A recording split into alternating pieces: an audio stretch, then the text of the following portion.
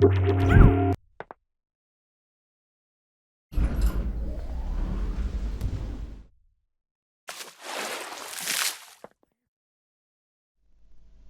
take a look here at a couple of really basic starter bits that we'll use an awful lot, which are shapes and sliders. I'm just going to hit add null here, and what you'll see that you get on the add null dialog is this little edit drop down. If you click it, then you can add different kinds of shape to your null. For instance, a ball perhaps. Give it a size of some kind. You can have some sort of label to be displayed if you want, where it positions relative to the item. You can even change the selected and unselected colour here, text colour, and of course the text's opacity. And up pops your null with a individual shape on it. If you don't add a shape to a null when it's first created, you can always go into the object properties and you'll see this item shape in the custom objects. So you can add this from the drop down to add a shape. You can even of course have multiple shapes on a single null, just like this, and of course assign them different colours if you so choose, even though of course this is still a single item, as well as make any other changes that you want to the settings here. You can make them filled so you get solid shapes if you prefer. And I also want to direct your attention to this little toggle here, X-ray, which is always on by default. What you'll see X-ray does is that when you've got a mesh in your scene, the item shape can be seen through it. It's X-rayed. You could of course have this turned on for one of the shapes on the thing and not the other. I pointed out for two reasons. One, because the X-ray mode is new in more recent versions of Lightwave, and two, because it is on by default. I do have to say that I'm not that big a fan of it. I find it a bit of a distraction because of course you can always see through your character or whatever else you have set up.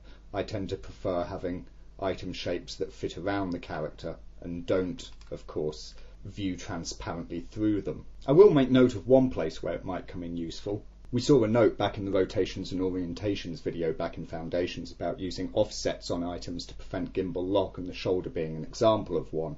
Well, of course I have an offset here, but it's hidden inside the character because otherwise I'd have these two very close controllers and it'd be a pain to pick. In a case like this, having an offset controller or some other controller that's inside the mesh be viewable on X-ray mode might be quite handy because of course it makes picking it directly easier. But whichever way round you tend to use these things is of course a matter of personal taste. The other handy display shape that can be good to use a lot of the time is the sliders custom object here.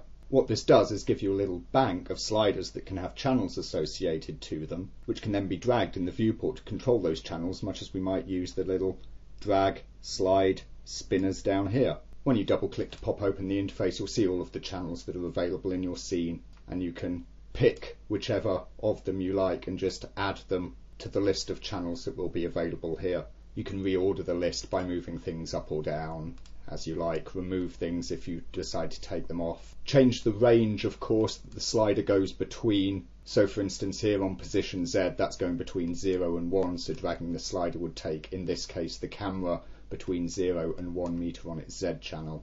You can change the name of the label that appears and of course the colour of the text for the slider. Also, to operate the sliders, just like you've got the move and rotate tools, there's also a sliders tool.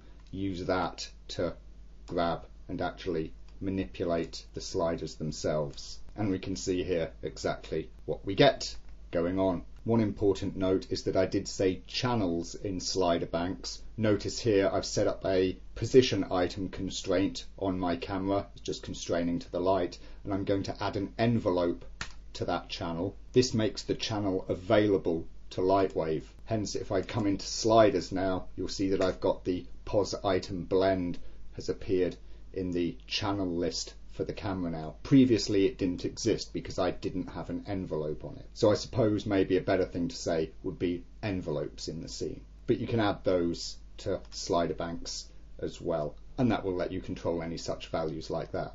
So there we go, nice and simple. I'm sure a lot of you watching this are already familiar with these things, but for those who aren't, we will see them used an awful lot.